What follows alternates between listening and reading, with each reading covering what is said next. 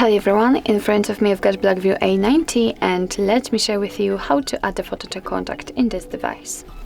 So first of all, let's open your contact list and find the contact you'd like to edit and tap on it. Now let's tap on edit contact and here pick this camera icon, which is right in the middle. And as you can see, we can choose from two different options. So we've got the take a photo option, and thanks to this your device will open the camera app. So this is the best option to choose if you've got the person right in front of you and if you're able to catch a photo of him or her, or we can choose a photo from the gallery, and I will pick this option. So let me tap on it, and here we have to find the photo we would like to use and tap.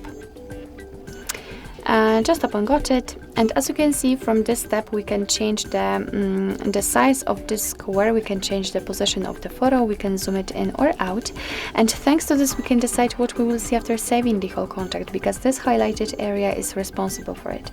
So let's position it just like you want to.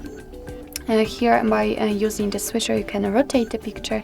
It's of course up to you how you want to set it, and if you are ready just tap on save copy.